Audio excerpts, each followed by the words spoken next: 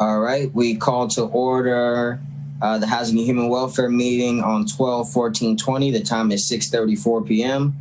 I'll start with a roll call. Alderwoman Tierney. Present. Alderman Schandelmeyer. Present. And I am also here as well. Can I get an approval of the minutes from the 11/16/20 meeting? I motion that we approve the minutes from the. Approve the Oh, I'm sorry. Yeah. I'm sorry. Can I get a motion to approve the agenda? I'd like to make a motion to delete something off the agenda if it isn't already. The 046-20 has been withdrawn, so we don't have to review it. Can I get a second on that change in the agenda? Mr. Chairman, I will second that change in the agenda. All in favor? Aye. Aye. Can we get a approval of the agenda as amended, excluding 046-20? Mr. Chairman, I would like to move to approve the agenda as amended. I'll second. All in favor? Aye. Aye. Awesome.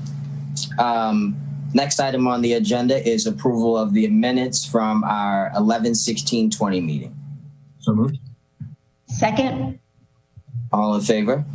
Aye. Aye. And the next item on our agenda as we rock and roll through this is ID 301920, eviction moratorium. And so as we discuss, the hope behind this is just that we get a better understanding of what the property management is going through in this time and seeing where we can help. We do have representatives from HACA here on the call. And so before they present, I did want to let the committee know that I do have a meeting scheduled with County Executive Pittman for 12/22/20. And I'm just hopeful, again, to present these findings and see what even funds that the county may have to assist with the backlog in rent here.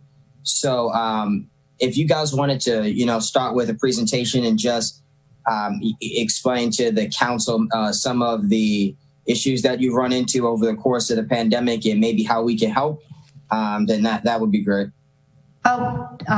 Mr. Chair, hi. Yeah, of course, Ellie. Before we start, I just wanted to know, I was on an email for 2 meetings that were being held at the city Housing Authority.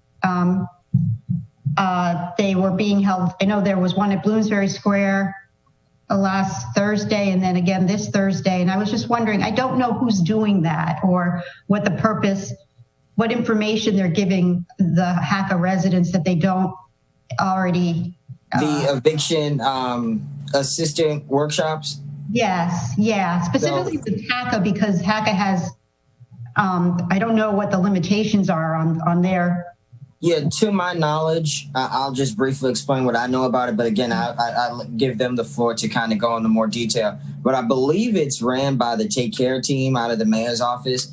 And I think what they are doing is helping residents who have not already gone through the process of trying to set up a payment plan or recertifying their finances and all of that stuff, helping them with that. And so what I believe, and again, I'll allow the staff to elaborate on that, is that then residents run into the issue of paying the individual down payment. But we can get into discussion of that because what I think we can achieve is finding the small amount of funds necessary to pay those down payments to get people going in the right direction. So that's my hope. But yeah, I just want to make sure the left hand knows what the right hand is doing, kind of thing. Of course, yeah. Okay. And those workshops, I think have been helpful. I'm just hearing secondhand, but I think if Chia and Paul, if you guys maybe wanted to go into a little more depth about that, as well as just some operations throughout the pandemic, that'd be fine. Hi, it's Chia from HAC. I'm delighted to be a part of this meeting and certainly to provide some additional details, as well as Paul Diggs, our Director of Operations, who is also in attendance. As you mentioned, we certainly have begun the communication several months ago with our residents and highly encouraging our residents to be proactive with the engagement and into a repayment agreement for those who have outstanding balances. And so those communications have gone out a number of times, as well as our resident services team has knocked on doors, has continuously called residents with outstanding balances to work out repayment agreements. And those repayment agreements are looked at on a individual case-by-case basis, in that when you talk about a down payment, we want to make sure that we are operating and within the HUD requirements, which dictate us to ensure that our residents are not paying 40% of their adjusted gross income. So that rental payment as well as a additional repayment agreement have to be below that threshold. So when we talk about down payments, I just wanted to provide some clarification there as to how that down payment is then calculated. So it's based on that outstanding balance over a specific term, and working within those parameters not to exceed 40% of that adjusted gross income for the resident. So the workshops that Alderwoman Tierney mentioned are scheduled at each one of our properties, and certainly an opportunity for our residents to be able to come in and enter into those conversations and educational opportunity, as well as to go through the repayment agreement and what those terms would look like. Realizing that we are approaching the end of the eviction moratorium, and we really want our residents to be in the best possible position with those balances. I certainly was delighted to hear at our last commissioners meeting on December 1st, Commissioner Bishop Coates mentioned that the faith-based organizations have a pool of resources to be able to tap into that are not restricted, where we have seen the CARES Act funding has certainly restricted our residents from being able to participate or receive any of those funds because the program is a federally funded program that has a mechanism in it that when one of our residents is adversely impacted and their income decreases, that they come in and notify property management, and a recalculation of their rent occurs and then is backdated to the date of that occurrence when that decrease took place. So that's in effect of how the CARES Act funding throughout these months have not been eligible for our residents to tap into. So to hear that faith-based organizations have this, that have lifted that restriction is absolutely an opportunity for all who have outstanding balances to be able to tap into.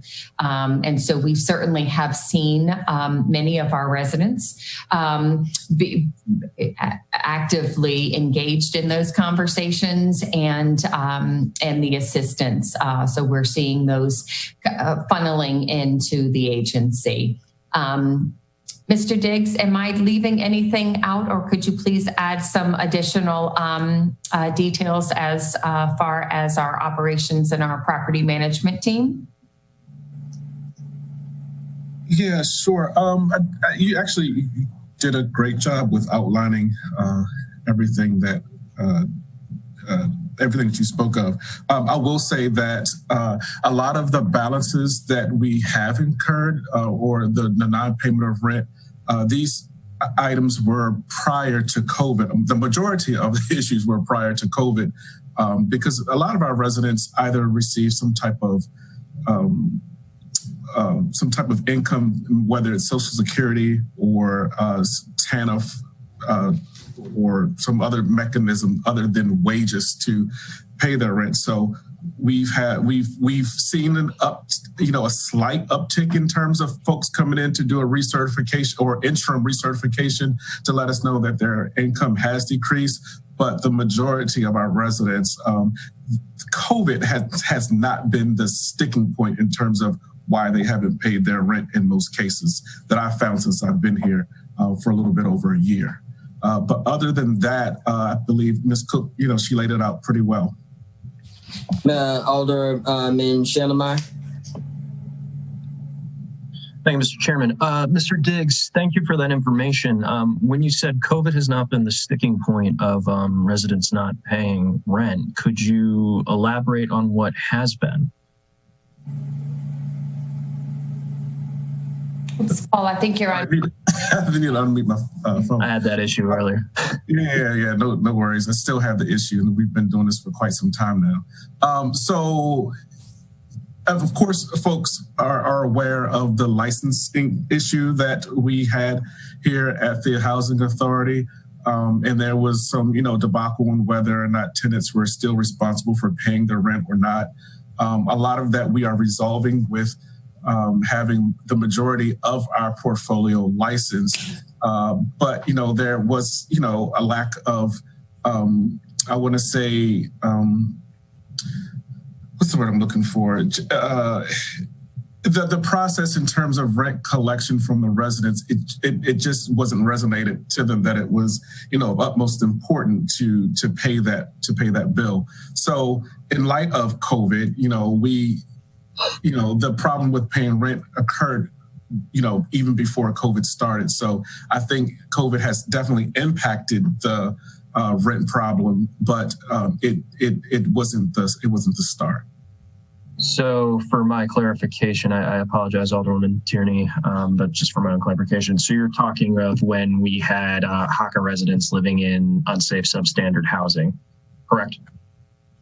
So all of HACA's properties was not unsafe or substandard. We had issues at, what's the property? Newtown 20, hence that's been, pretty much, that's getting redeveloped, so. Okay, was that where most of the unpaid rents were coming from, or was it from other properties as well? It's portfolio wide. Okay, thank you. Yes, I'm not sure if you have seen the sheet that they put together, the spread, but I will send it to you.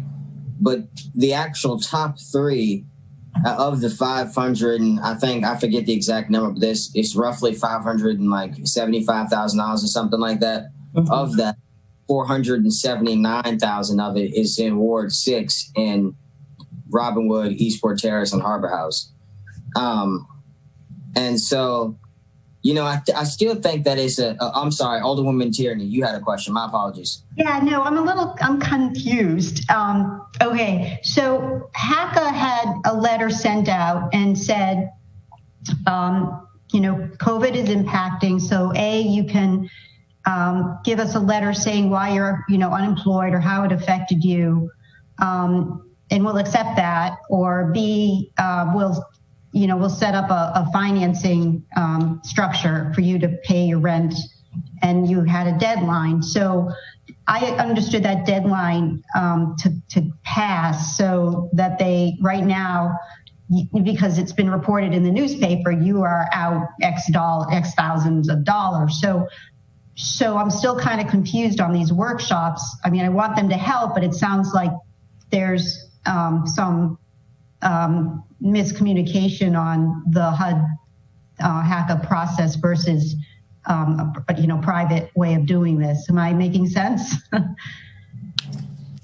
I'm not too clear on what you're reaching for. I don't know if Chia, did you pick up what she's asking?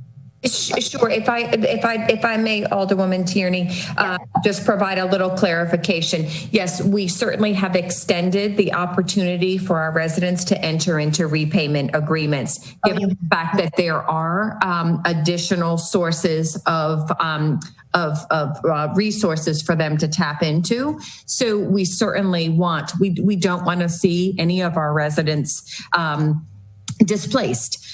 We want them to be able to utilize the resources that are available and that they can tap into. So we have extended the opportunity to enter into a repayment agreement. Oh, thank you. That wasn't clear in the newspaper. I thought the deadline had come and gone and we were really, going to have a real problem, especially going into the cold weather, et cetera, if there was any. Right.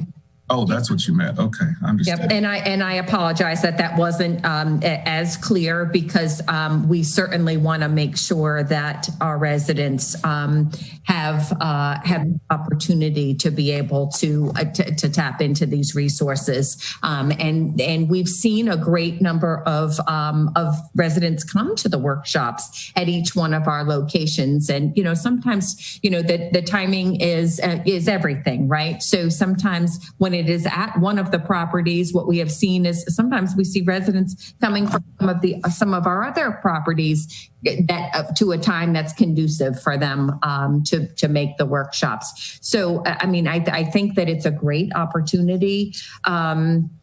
And the assistance is certainly there. So we wanted to make sure that was communicated in as many avenues as we could. So it was on social media, it was in the newspaper, like I mentioned, our resident services team. The city has certainly been an active partner in that communication and that message as well. And we just appreciate that. We really do. So the resident services of each community, they're offering their community center and that's all going well. And also, make sure COVID precautions are being taken, et cetera. I don't know how many. Exactly. So for example, our Eastport Rec Center is quite a large place for us to be able to have those sessions and to be socially distanced and ensure that everybody is wearing their mask and using the hand sanitizer when they enter into the building as well as depart. And we certainly can have those conversations outside as well, as the weather was nice. Now, today wasn't one of those great days, but when the weather was nicer, we certainly could do that as well. Okay. Well, thank you. That's better news than I thought. Yeah. Thank you. Awesome. Any other questions? I guess in closing, lastly is, so, so there won't be, and as Melissa has stated previously, there won't be, this scheduled mass eviction. And so we do have time to, come up with, ways to assist. But my last question is, at what point does it become realistic that you also have to, operate a business? So if we had to operate on a timeline, to assist with residents, I know Ellie has Bloomsbury Square and I'm blanking on the townhouses, but we both have a number of residents in our community. So if we had a timeline to operate, would you say that at like the end of January, if things aren't, patched up, then is that when we should start taking it seriously? Well, the time is now. To give a timeline would be kind of, probably would not be responsible in light of things are continually to change. We have a new administration coming in on January the 20th. So, who knows what's going to happen when that occurs. But the time is now. So the moratorium, as of right now, it ends at the end of this month. And we will be looking forward to, putting in the processes to, legally, try to recoup the rent for the, for the housing authority. And that could end in, evictions. And we do not want to do that. That is not the purpose of the housing authority at all. But, if if it were me as an older man or older woman, I would definitely, stress the point that, there has to be some type of communication amongst the housing authority and the residents to shore it up. We are very amenable to making things work, but it's when people do not talk to us, which makes it difficult. And as you mentioned earlier, or alluded to earlier, the mass exodus of folks, that's not our goal, to do that. So we would, try to do things responsibly in terms of, dealing with, every resident that would fall into the pot of not being able to, to pay their rent. But a timeline, I wouldn't necessarily put a timeline out there because things are ever changing. Yeah, I think it's really important, as a matter of public record that I know, speaking for Bloomsbury Square, HACA has knocked on doors and has reached out to them. And it's difficult. It is a two-way communication too. There's people are sort of settled in their ways and, they don't want to be bothered, but then, it's hard, but you have made an effort. And I know Melissa has publicly, had written in the paper, et cetera, to say that things could get really dire. And I do understand your hands are tied with HUD, but we want to prevent people from being out in the streets. Yes. And I think that's what some, individuals may not understand, that we are regulated by the federal government. So it's tough. It's tough. All right. Any follow-up for the team? Alderman Shandemeyer? Yes. Mr. Diggs, I do have one quick question, or Ms. Cook, whoever can answer. So you guys have access to residents' tax records for them in order to live in public housing, correct? We have access to certain records. That is correct. We have access to what we call, and a lot of the times we get our information from the EIV, which is an enterprise income verification system that is that we're able to pull or extrapolate, incomes and certain taxes that have been paid.